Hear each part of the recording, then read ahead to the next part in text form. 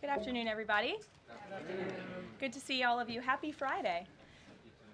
The President looks forward to embarking on his historic return to the Middle East, visiting Saudi Arabia, Qatar, and the United Arab Emirates next week, where he will focus on strengthening ties between our nations.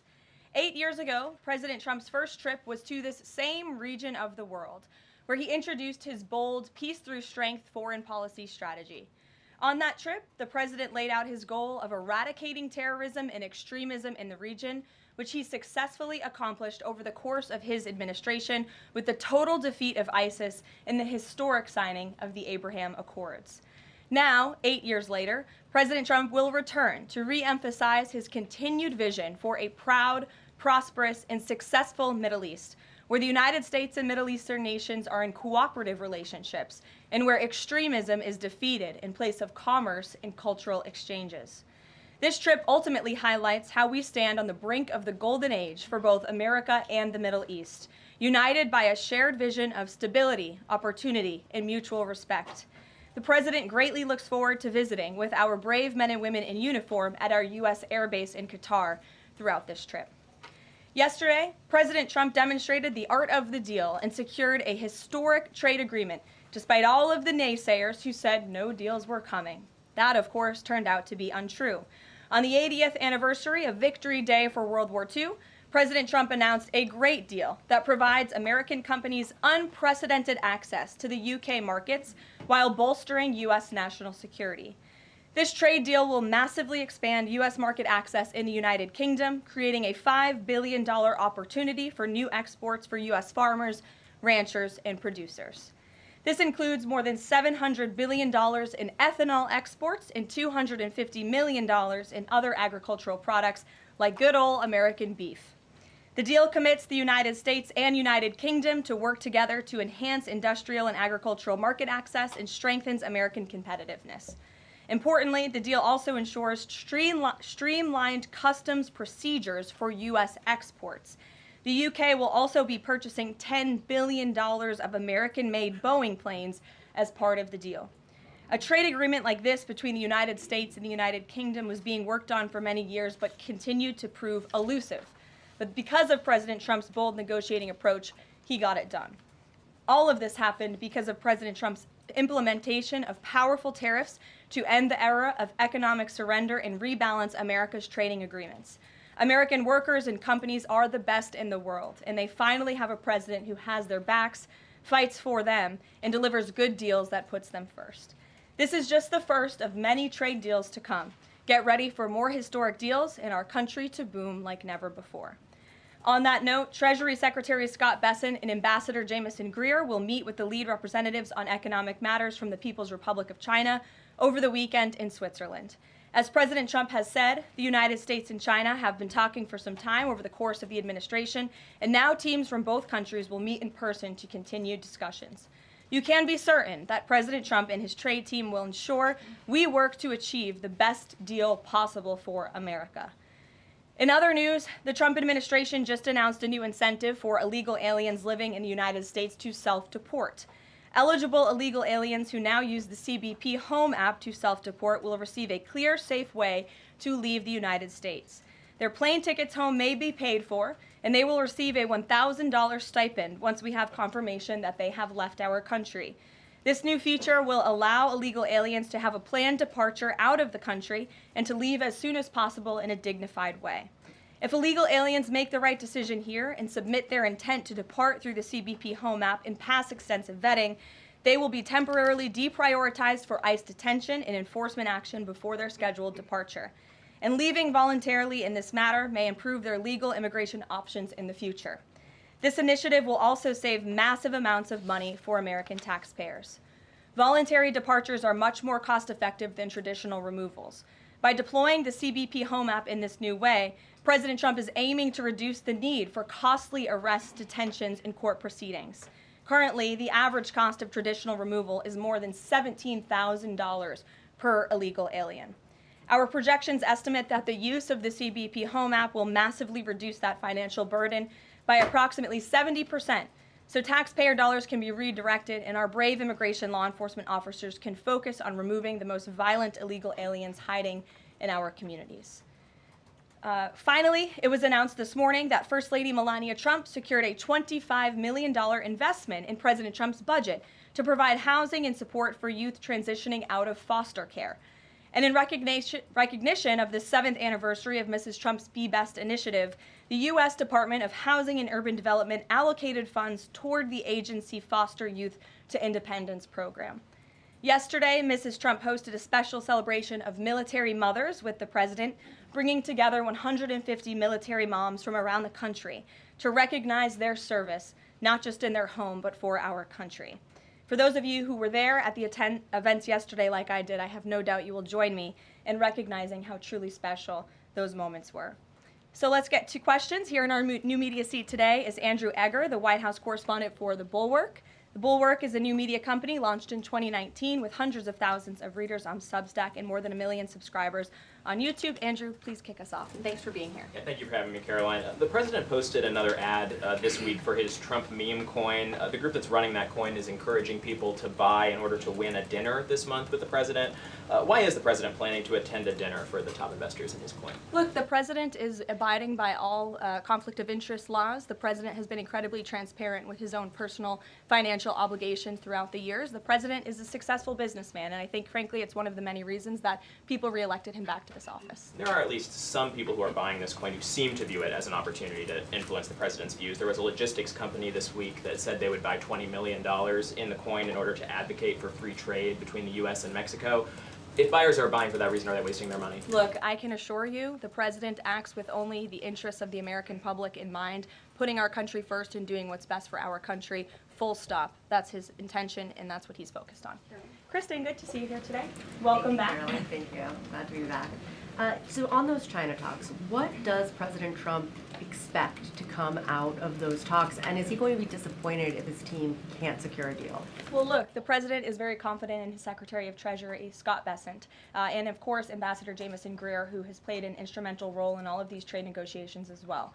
I think yesterday's success, the announcement of a trade deal with the United Kingdom, is a great first step. Again, many said in this room it couldn't be done. Now we are moving forward with many other countries. We're talking to dozens of our trading partners around the world. But of course, China is a major country, a major player in this space. And the president has said, and he's right, China needs the United States of America. They need our markets. They need our consumer base. And Secretary Bessent knows that he's going to Switzerland this weekend with the full support and confidence and trust of the president here at home. Jack? Thanks very much, Caroline. Two questions. First, can you give us an update on U.S. efforts to mediate or have an impact on the conflict between India and Pakistan? Sure, I absolutely can. This is something that the Secretary of State and, of course, now our National Security Advisor as well, Marco Rubio, has been very much involved in. The president has expressed he wants to see this de-escalate as quickly as possible. He understands these are two countries that have been at odds with one another for decades, long before President Trump was here in the Oval Office. However, he has good relationships with the leaders of both countries, and the Secretary of State, Marco Rubio, I spoke to him just yesterday. He has been in constant communication with the leaders of both countries trying to bring this conflict to an end. Just one other question. Yesterday, we saw the news of the new Pope. Before Pope Leo became Pope Leo, there were some critical comments that he made about President Trump and about Vice President Vance on his X account, then X account. Does the White House have any reaction to those comments? The president made his reaction to Pope Leo's announcement yesterday very clear. He is very proud to have an American Pope. I think it was a surprise to everyone. I saw the news media was surprised to report on that yesterday, but it's a great thing for the United States of America and for the world, and we are praying for him. Thanks, Caroline. The president has been pretty firm on keeping these 145% tariffs in place on Chinese imports. Today, via Truth Social, he said that he'd be possibly open to lowering those to 80%. Why the change, and how did the president land on 80? The president still remains with his position that he is not going to unilaterally bring down tariffs on China. We need to see concessions from them as well. And again, that's part of the reason that Secretary Bessent is going to talk to his Chinese counterparts this weekend to start those discussions in person.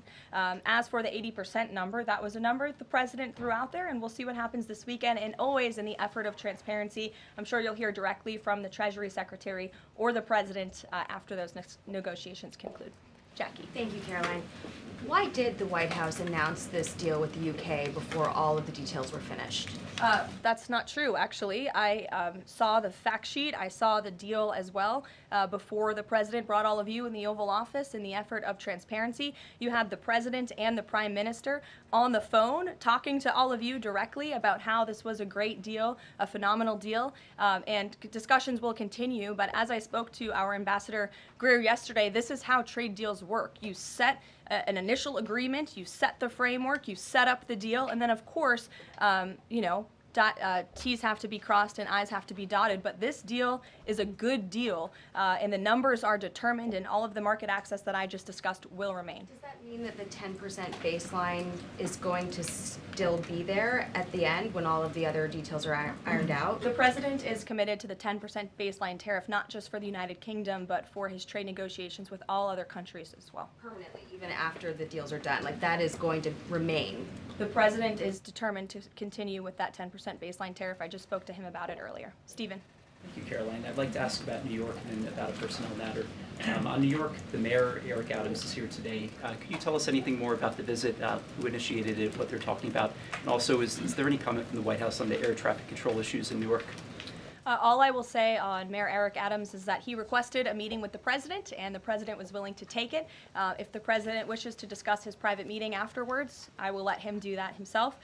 Yes, I'm glad you asked about the FAA. There was a glitch in the system this morning, especially at Newark Airport, as you all know. I spoke to the Department of Transportation. That glitch was caused by the same telecoms and software issues that were raised last week. Everything went back online after the brief outage, and there was no operational impact. DOT and the FAA are working to address this technical issue tonight to prevent further outages, as well as install new fiber from Newark Airport to Philadelphia. And the goal is to have the totality of this work done by the end of the summer. I want to add that this outage at Newark Airport speaks to why the Secretary of Transportation yesterday made a massive announcement in investing in our aviation safety and our telecom system. There's a 4-part infrastructure plan that was released by the Secretary of Transportation yesterday to improve communication, surveillance, automation, and their facilities. They want to replace the antiquated telecom systems with new fiber, wireless, and satellite technologies, replace more than 600 radars, which have gone way past their life cycle, and address runway safety. They want to build 6 new air traffic control centers for the first time since the 1960s and replace towers as well. They want to implement new modern hardware and software for all traffic facilities to create a common platform system throughout the towers. These are much needed changes. This is a very bold plan by the Department of Transportation. I think it's unfortunate that the previous administration sat on their hands and did nothing, but how grateful we are that we have a Department of Transportation and a secretary and a president who's willing to take bold action and change. The personnel matter, Caroline, could I ask? Thanks, Caroline. Just going back to India, Pakistan, can we expect President Trump to get in touch personally with the leaders of those countries to try and de-escalate this situation? If and when that happens, we will certainly let you know. Natalie. Thanks, Caroline. Sure. I have a question about the Middle East trip. Will any of the president's family members, like including Don Jr., Eric, or Jared Kushner, be joining him on the trip? I am not tracking any of the president's family members joining us at this time, but of course the first family is welcome to come. I hope they would. They're great people, great to be around, but I'm not tracking them on the manifest. And given that you noted he is a successful businessman, do you know if the president has any plans to meet with any of the folks involved with any of the family businesses over there, or see any of the sites that are going to be Not to my knowledge, and let me just get to the premise of your question that both of you have raised. I think it's frankly ridiculous that anyone in this room would even suggest that President Trump is doing anything for his own benefit. He left a life of luxury and a life of running a very successful real estate empire for public service, not just once, but twice. And again, the American public reelected him back to this White House because they trust he acts in the best interests of our country and putting the American public first. This is a president who has actually lost money for being president of the United States. I don't remember these same type of questions being asked of my predecessor about a career politician who was clearly profiting off of this office. That is not what President Trump does, and this White House holds ourselves to the highest of ethical standards. Phil. Thank you. There's this Reuters report that the U.S. is in talks with Israel about an American-led post-war administration in Gaza. Is that accurate? Are these talks ongoing? We are in constant communication and dialogue with our counterparts and our allies and friends in Israel. Ron Dermer was here at the White House yesterday meeting with members of President Trump's team. As for the situation in Gaza, the president and his entire national security team have made it very clear we want to see the hostages released from Gaza. That is a priority for this administration. As for what that looks like, and even moving beyond that, I'm not going to get into the details of plans that frankly may or may not have even been proposed, but I can emphasize what the president holds closest in his heart right now, and that's the release of all of the hostages in Gaza. And then there's been some conservative pushback to some of these salt tax, the salt tax cap. For instance, Majority Leader Steve Scalise said that bringing back the state and local tax deduction would essentially mean, quote, 45 states are subsidizing 5 states that have very high taxes imposed by leftist governors. Is he wrong? Is it fair to ask red Indiana to bail out blue New York? Well, look, this is an ongoing discussion on the Hill. There's a lot of disagreement on Capitol Hill right now about the SALT tax proposal, and we will let them work it out. As for the tax provisions in the reconciliation bill, the priorities of this president, he has made them incredibly clear. No tax on tips for our hardworking service workers, no tax on Social Security for our well-deserving seniors who have worked their whole lives to pay into this system, no tax on overtime for hardworking Americans as well, and there's a plethora of other priorities the president wants to see in this bill. Anyone who opposes this bill will be opposing the largest tax cut in American history. They will be voting to raise taxes by the tune of $4 trillion on the middle class of this country, and we look forward to holding them accountable for that. Everyone on Capitol Hill on both sides of the aisle should be supportive of the president's tax priorities. Follow up on that? Go ahead. Sure. Go ahead, and then I'll go to your follow-up. Thanks, Caroline. So I want to follow up on the Truth Social post. So the president's saying 80% tariffs could come down. Just an announcement would be enough to lower those tariffs. Is that what he's looking for from the Chinese concessions? That's not what the president said. He said that an 80% number may sound good to him, but again, he's in constant contact with our Secretary of Treasury, who will be leading these negotiations this weekend. And historically, the Chinese have made the meeting itself a win. What does a win look like out of these meetings for the president this weekend? A good deal for the American worker and the American people. Go ahead. Thanks, Caroline. Yeah, back to the reconciliation bill. Can you just clarify the president's position a little bit specifically on the tax issue? Because in his Truth Social post, he said this morning that he would accept even a tiny tax increase for the rich, but then says Republicans probably shouldn't do it, but I'm okay if they do it. So what is it that he wants? Does he want them to increase the tax rates? The president wants tax cuts, the largest tax cuts in history. He wants to extend his historic tax cuts from 2017, and he wants to see all of the other tax priorities that I just laid out for you included in this bill as well. As for the policy proposal you're talking about, the president has said he himself personally would not mind paying a little bit more to help the poor and the middle class and the working class in this country. I think, frankly, that's a very honorable position. But again, these negotiations are ongoing on Capitol Hill, and the president will weigh in when he feels necessary. Encourage them to have a higher bracket for top earners? The president has made his personal position on this matter clear. Michael. The president's in constant communication with leaders on the Hill. Ahead of the president's trip to the Middle East, he's mentioned he wants to rename the Persian Gulf the Gulf of Arabia. Iran is now saying that doing so will bring the wrath of all Iranians. Can you talk about the support that the Gulf of Arabia has in the region and why this is important to the president? Well, first of all, the president has said he hasn't made a determination yet. That was in the news that you guys all asked him about it, and he said he wasn't quite sure. So he hasn't made a definitive decision on that yet. And secondly, Caroline, the president has shown support for South African refugees that are coming to the United States next week. Can you talk about what these refugees are fleeing and why this is a priority for the administration? Well, the president has actually signed an executive order on that matter. My office can get it back to you, Michael. But this group in South Africa has faced racial persecution. In fact, the government there has vowed to take away their farmland that they own. And so the president has talked significantly about this. As for further details on refugee claims and asylum claims, I would defer you to the State Department. Can I follow up on that? Go ahead. No, in front of you. Thanks, sorry. Sure. Thanks, Caroline. Does the administration have any response to the news today that a federal judge has ordered the immediate release of Ramesa Ozturk from detention, and particularly his comments that the government submitted no evidence other than an op-ed that Ozturk wrote last year? I will have to check in with the Department of Homeland Security on that particular case, but I think our overall feeling, we've made quite clear that lower level judges should not be dictating the foreign policy of the United States, and we absolutely believe that the President and the Department of Homeland Security are well within their legal rights to deport illegal immigrants. As for visa revocations, the Secretary of State has the right to do that as well. It is a privilege, not a right, to come to this country on a visa. But I'll check in on the specific case. My office will get you details. Sure.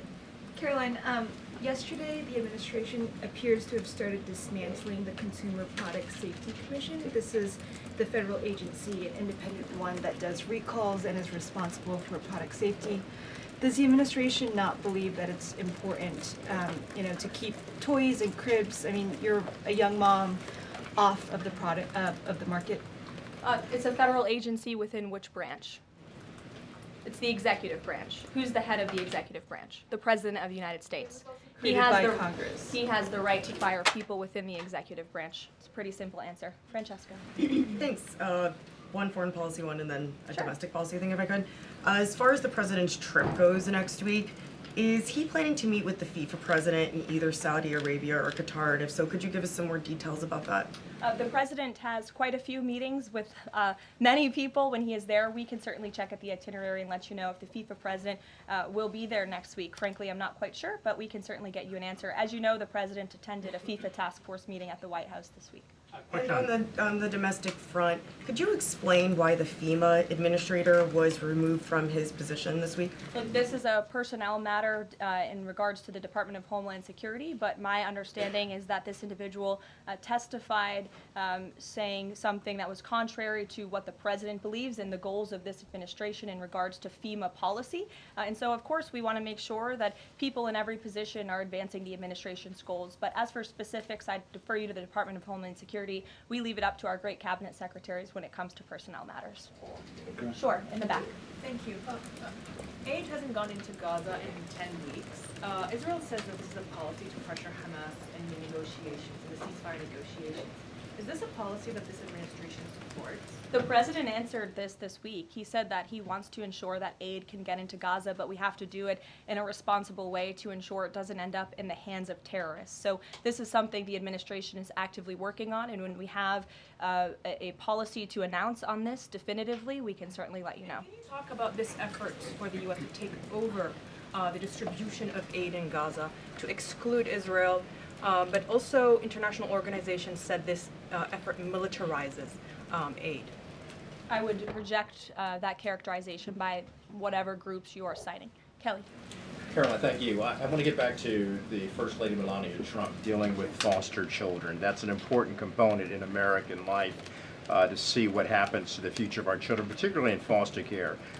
Can you explain the significance of this development between the First Lady and the housing and urban development? Yes, absolutely. It's millions of dollars that will go into a program that helps these children transition out of foster care to have productive and positive lives. And I'd like to share a personal story since you asked if I may. I hope the First Lady won't mind. I was at an event in Florida last year, and I was approached by a gentleman who was a foster dad, and he had taken in I think it was 6 or 7 foster children. And he spoke to me. He had recognized me in my work for President Trump's campaign at the time. And the little boy who was with him talked about the personal relationship that he had with First Lady Melania Trump. And the conversation she had had with him and how she really encouraged him to be the best that he could be during her first term here at the White House, and how even after she and President Trump left the White House, she kept in very close touch with this young foster child. It was a touching moment that I will never forget, and it speaks to the heart of this First Lady and the great work that she is doing for foster children. And this is certainly a very big announcement that I know our Secretary of Housing and Urban Development is in particular very excited about, and we can certainly get you all the details on that program. John. Thanks a lot, Caroline. I want to ask you about the trade deal that the president announced yesterday with the UK as it relates to the auto sector. Sure. The trade group that represents the big three here in the US believes that it may put the big three automakers at a competitive disadvantage. What the trade group says is that it will now be cheaper to import a UK vehicle with very little American content than a USMCA compliant vehicle imported from Mexico or Canada with just 50% American content. What's your response to that criticism coming from this trade group? Well, first of all, let's be clear about what the deal does. It sets a 10% rate on auto imports for the first 100 cars that are imported into the United States. 100,000 cars, thank you. That would be very few cars. 100,000 cars imported from the United Kingdom. After 100,000 vehicles, it goes back up to a 25% tariff. And as for our U.S. auto manufacturers, our auto industry, the president wants to put them on the best pedestal to compete. And by the way, if they produce vehicles right here in the United States of America, they will face no tariff at all. I would argue of any industry, the president has spent more time talking to and listening to the concerns of our auto industry here at home. He hears them, he believes in them, he wants to see them produce their vehicles here in the United States of America. This is a good deal for them too. Is this a model for European and Asian vehicles as well, what we see coming out of the UK trade deal with the US? Look, all of these deals are going to be tailor-made. The president has said that from the beginning. It's very apropos that the first trade deal was announced between the United States and the United Kingdom, one of our oldest and greatest allies, but each country has unique concerns and challenges in terms of American industry. We need to open up markets in every single country, and obviously the needs are unique, so our trade team is looking at each country and the advantages that we can pursue for American industries and American workers. Sure. Happy early Mother's Day. Oh, thank you. The president said yesterday that he would be speaking with Zelensky shortly. Did that call happen yesterday, or do we expect that to happen in the near term? The call happened yesterday. President Zelensky called the president to tell him that the critical minerals deal had passed the parliament in Ukraine. I talked to the president about that call. He said it was very good and productive, and of course the critical minerals deal is great for Ukraine, but also of course for the United States of America and our taxpayers here. It was a good call, and they also spoke about, of course, this ceasefire that the president proposed, the 30-day ceasefire between Russia and Ukraine, which we know Europe is on board with, and we hope both countries will agree to. Just on next week, do we expect President Putin, is there any chance that he could meet with Trump while he's in the region? The president answered this yesterday. Not going to happen. Question on ceasefire. Has he got any reaction from Zelensky or Putin on the proposal for ceasefire? Is he satisfied by the reaction to that proposal? Not to my knowledge, but certainly if there is a reaction and updates, I'm sure you'll hear directly from the president. Question, the president fired the Librarian of Congress. Why did he choose to do that? We felt she did not fit the needs of the American people. There were quite concerning things that she had done at the Library of Congress in the pursuit of DEI and putting inappropriate books in the library for children, and we don't believe that she was serving the interests of the American taxpayer well, so she has been removed from her position, and the president is well within his rights to do that. John. Thank you, Caroline. Happy Mother's Day as well. Thank you. President Trump ran on delivering the biggest tax cut in history, got over 70 million votes. Right now, you got a handful of obstructionists in the Republican conference that are saying they're not going to go along with his tax cut package. You just said those that don't will be held accountable. What is your description of being held accountable? Well, look, I think they'll be held accountable by the voters in their respective districts if they choose to vote for a tax hike to the tune of $4 trillion, which would raise taxes to thousands of dollars per household in this country. The president has great political instincts. That's why he's back in the Oval Office, and Capitol Hill should follow his lead.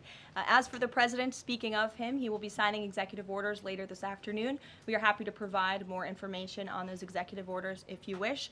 Thank you for the Mother's Day wishes, and happy Mother's Day to all of the moms in the room. And don't forget to call your mom this Sunday. We'll see you guys later. Have a good weekend. Thank you, Caroline.